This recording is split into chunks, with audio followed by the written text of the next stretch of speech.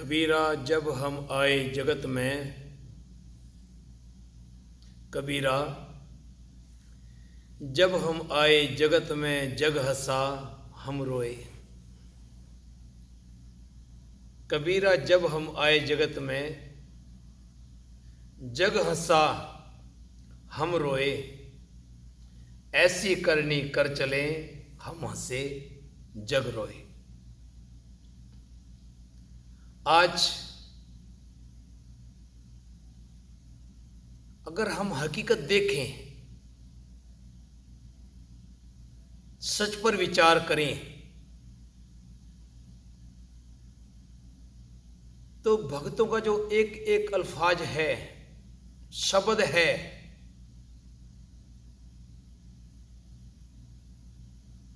वो हमको कुछ समझाता है।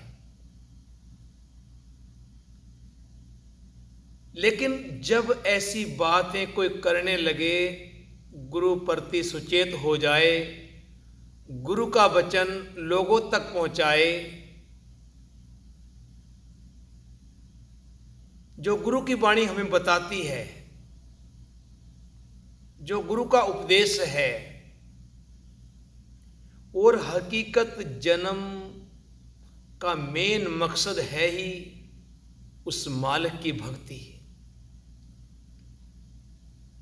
और भक्ति वो ऐसी हो कि हमको काम भी छोड़ना ना पड़े, काम करते करते हम उस मालिक का शुक्राना करें, उस मालिक का हर टाइम धन्यवाद करें कि मालिक तू है, ये सब कुछ तेरा है, ये संसार में मैं देख रहा हूं, ये तेरी कृपा से मुझको मिला है, तेरी बख्शिश द्वारा मुझको प्राप्त हुआ है और हकीकत है। पर हम लोग कई बार सोचते हैं कि नहीं, मैं कर रहा हूं। लेकिन भक्तों ने हमको यही समझाया है, जब तक तू ये मेरी मेरी छोड़ेगा नहीं, तेरी जीवन में आत्मिक शांति आने वाली नहीं है। जिस शांति के लिए तू दर दर भटकता है, दर दर जाके दुआ करवाता है, जब तक गुरु की आराधना सच्चे मन से, सच्चे दिल से अपने आप करेगा नहीं, बात बनेगी नहीं। बात ही जब भी बनती है, जैसे भगत कहते हैं, भाई इंसान खुद जाग, खुद उठ, दूसरों को मत बोल। कई फोन कर देते हैं मंदिर में, पुजारी जी मैं आ नहीं सकता, मेरी अर्जी लगा दीजिए। उधर गुरुद्वारे में फोन आते हैं भाइयों को, भाई जी जो होते हैं, भाई जी मैं पहुंच नहीं सकता और मैं बहुत बिजी हूं, अगर मैं आया तो मेरा बहुत बड़ा नुकसान हो जाएगा। देखो सोच, भाई जी अगर मैं आया तो मेरा बहुत करोड़ों का नुकसान हो जाएगा। गुरु के दर्शन करने के लिए करोड़ रुपए का नुकसान हो रहा है। वो एक, इसका मतलब हम गुरु को कुछ समझते ही नहीं। एक तरफ हम कहते हैं हमारा गुरु समर्थ है, दूसरी तरफ हम कह रहे हैं अगर मैं आया, जब मैंने बोला है तो मेरा नुकसान हो जाएगा। कैसी सोच है? क्योंकि गुरु के प्रति हम सुचेत हुए ही नहीं, गुरु के प्रति हमारी श्रद्धा है ही नहीं। गुरु को भी हम इस्तेमाल कर रहे हैं संसार को दिखाने के लिए, संसार में अपना ढंडोरा पीटने के लिए, संसार में अपने आप को दिखाने के लिए कि मैं क्या हूं, मेरे पास क्या क्या है। ऐसे दिखाते हैं लोग, ऐसे। ऐ इंसान समझ, जब तक समझेगा नहीं बात बनेगी नहीं। कितने आए, कितने चले गए, फिर भी समझता नहीं। इंसान उस मालिक के साथ जुड़, जिस मालिक ने तुझे ये संसार बख्शिश द्वारा दिया है, तेरे पे रहमत की है, पर तू उसको भूल के संसार के मोह में फंस के ऐसी विपदा में खुद फंसा जा रहा है कि जिससे निकलना बहुत मुश्किल है।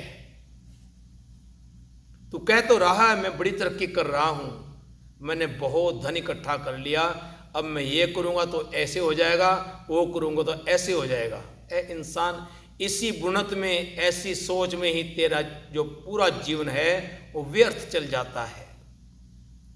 बना, सब कुछ बना, धन भी बना, दौलत भी बना, शोहरत भी बना, लेकिन निम्रता में रह के, उसका शुक्राना करके, जिस मालिक ने तुझे दिया है उस मालिक को भूल रहा है। किस भेड़ चाल बुनत में लगा हुआ है इंसान, कोई किसी का नहीं, कोई भी किसी का नहीं। सुख में आन बहुत मिल बैठत रहत, चहूं दिस घेरे, गुरु तेग बहादुर साहब। बहुत लोग इकट्ठे हो जाते हैं, बहुत लोग बातें करते हैं। ए इंसान, तेरे साथ जब दिखता है भाई एक अच्छी पोजीशन पे है, तेरे पास 4 पैसा है, पर कहते हैं जब तक ही है चढ़ते सूरज को सलाम ही है, विपत परी सब ही संग छाड़ित को ना आवत नेरे। जिनको अपना कह रहा है ना, सब साथ छोड़ देते हैं, कोई साथ नहीं, सब बनी के हैं, टूटी का कोई नहीं। ऐ इंसान, ऐसी आराधना कर कि जो हर समय में तेरे साथ है, चाहे तेरे पे विपदा है, चाहे तेरे पास सुख है, चाहे दुख है, वो जब भी तेरे साथ है। ऐसा सिमरन क्यों नहीं करता? क्यों इस भेड़ चाल के पीछे लग के, इस परिवार के मोह में फंस के, क्यों दिन पर दिन हर पल पाप करी जा रहा है? भोग है इंसान, तूने भोगना है, कोई संगी साथी नहीं है। सिर्फ जब तक सांस है, जब तक आस है, और आस है ना तो ओट आसरा उस मालिक का ले। ए इंसान, उस मालिक के साथ जुड़, और वाकई अगर गुरु की गोद में बैठता है ए इंसान आके, तो गुरु के प्रति सुचेत हो। ये दुनिया जब तक ही है, जब तक कोई इंसान किसी का काम कर रहा है, ये लोग दिखावा है। जब इंसान वहां से जाता है, कोई नहीं पूछता, कोई भी नहीं, किसी को भी नहीं पूछता। एक की बात नहीं, हर एक की बात है। जब तक इंसान कहीं रहता है, परिवार में भी ऐसा ही है, जब तक इंसान अच्छा कमा रहा है, भाई हमारा बड़ा अच्छा है, हमारा बाप, हमारा दादा, हमारा बेटा, हमारी बेटी, हमारी माँ, हमारी होती है। लेकिन जब परेशानी आती है, फिर उसको पहचानने से भी इनकार कर देते हैं लोग। ऐसी दुनिया है, ये बेदर्द दुनिया ऐसी है। और इंसान जो उन बातों से निकल के आया हो, अगर उस इंसान को भी समझ ना आए, तो कई बार जीवन पूरा बिहरती चल जाता है। वो किसी ने 3 साधुजन बैठे थे, तो किसी ने आके पूछा भाई तेरी उम्र कितनी है? तो एक महात्मा जन ने कहा भाई मेरी उम्र 65 साल की है। एक दूसरा था, उसने कहा मेरी 70 साल की है। तीसरे को पूछा तो वो कहता है मेरी 3 साल की उम्र है। वो हैरान हो गया, बाबा जी मजाक कर रहे हो? नहीं नहीं बेटा, मजाक नहीं कर रहा हूं, हकीकत है। वो कैसे? आप तो इनसे बड़े लग रहे हो, एक 65 साल के हैं, एक 70 साल के हैं, आप तो लग रहे हो भाई 80-85 साल के हो गए। कहते हाँ, दिखाने को मेरी उम्र इतनी बीत गई है, लेकिन जब से मुझको समझ आई है, जब समझ आई है, उसको 3 साल हुए हैं जब से मैं गुरु से जुड़ा हूं, इस जीवन के बारे सुचेत हुआ हूं, उसको सिर्फ 3 साल हुए हैं। इसलिए मेरी उम्र असल में, हकीकत में जो मैंने जी है, वो 3 साल है। तो ए इंसान,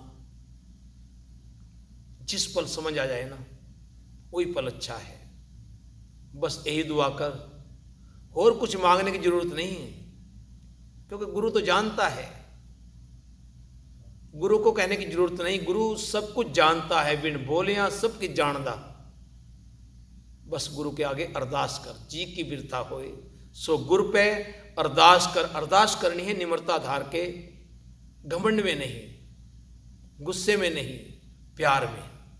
गुरु के प्रति प्यार में भीग के, बैराग में भीग के अरदास करनी है। वो कहते छोड़ सियानप सगल, ये चतुराइयां छोड़ के, जो सियानप करता है इंसान, वो सियानप छोड़ के जब अरदास होती है तो अरदास कबूल होती है। दुआ जब दिल से होती है वो हरगिज कबूल होती है। लेकिन मुश्किल तो ये है कि दुआ बड़ी मुश्किल से होती है, कि दुआ बड़ी मुश्किल से होती है, कि दुआ बड़ी मुश्किल से होती है। वाहिगुरु जी का खालसा, वाहिगुरु जी की फतेह।